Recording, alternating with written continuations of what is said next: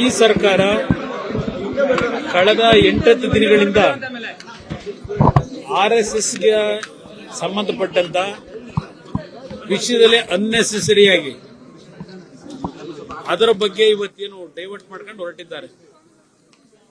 ಇವತ್ತು ಏನಾಗಿದೆ ರಾಜ್ಯದಲ್ಲಿ ಅಂತೇಳಿ ಡೈವರ್ಟ್ ಮಾಡ್ಕೊಂಡು ಹೊರಟಿದ್ದಾರೆ. ಇವತ್ತು ಇರ್ತಕ್ಕಂಥದ್ದು ರಾಜ್ಯದಲ್ಲಿ ಮಳೆಯ ಅನಾಹುತಗಳಿಂದ ಇಡೀ ರಾಜ್ಯ ಕಂಗಾಲಾಗಿದೆ.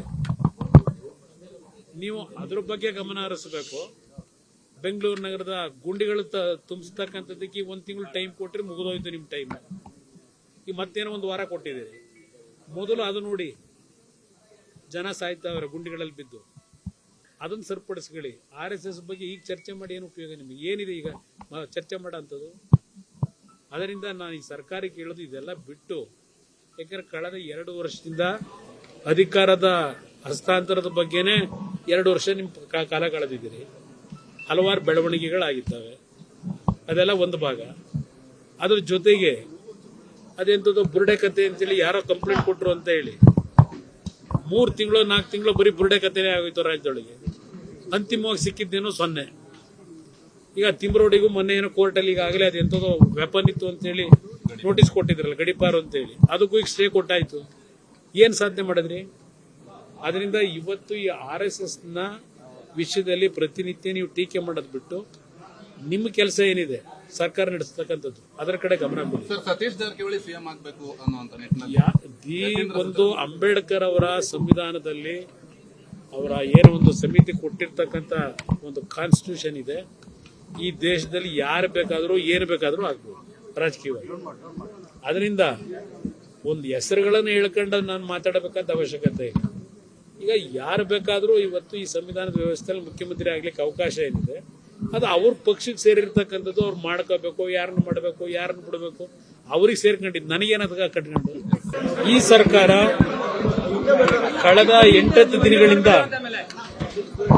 RSSಗೆ ಸಂಬಂಧಪಟ್ಟಂತ ವಿಷಯದಲ್ಲಿ ಅನ್ನೆಸೆಸರಿಯಾಗಿ ಅದರ ಬಗ್ಗೆ ಇವತ್ತೇನು ಡೈವರ್ಟ್ ಮಾಡ್ಕೊಂಡು ಹೊರಟಿದ್ದಾರೆ. ಇವತ್ತು ಏನಾಗಿದೆ ರಾಜ್ಯದಲ್ಲಿ ಅಂತೇಳಿ ಡೈವರ್ಟ್ ಮಾಡ್ಕೊಂಡು ಹೊರಟಿದ್ದಾರೆ. ಇವತ್ತು ಇರ್ತಕ್ಕಂಥದ್ದು ರಾಜ್ಯದಲ್ಲಿ ಮಳೆಯ ಅನಾಹುತಗಳಿಂದ ಇಡೀ ರಾಜ್ಯ ಕಂಗಾಲಾಗಿದೆ. ನೀವು ಅದ್ರ ಬಗ್ಗೆ ಗಮನ ಹರಿಸಬೇಕು. ಬೆಂಗಳೂರು ನಗರದ ಗುಂಡಿಗಳು ತುಂಬಿಸ್ತಕ್ಕಂಥದ್ದಕ್ಕೆ 1 ತಿಂಗಳು ಟೈಮ್ ಕೊಟ್ಟರೆ ಮುಗಿದೋಯ್ತು ನಿಮ್ಮ ಟೈಮ್. ಈಗ ಮತ್ತೇನೋ 1 ವಾರ ಕೊಟ್ಟಿದ್ದೀರಿ. ಮೊದಲು ಅದು ನೋಡಿ, ಜನ ಸಾಯ್ತಾವ್ರೆ ಗುಂಡಿಗಳಲ್ಲಿ ಬಿದ್ದು. ಅದನ್ನು ಸರಿಪಡಿಸ್ಕೊಳ್ಳಿ. RSS ಬಗ್ಗೆ ಈಗ ಚರ್ಚೆ ಮಾಡಿ ಏನು ಉಪಯೋಗ? ನಿಮಗೆ ಏನಿದೆ ಈಗ ಚರ್ಚೆ ಮಾಡೋ ಅಂಥದ್ದು?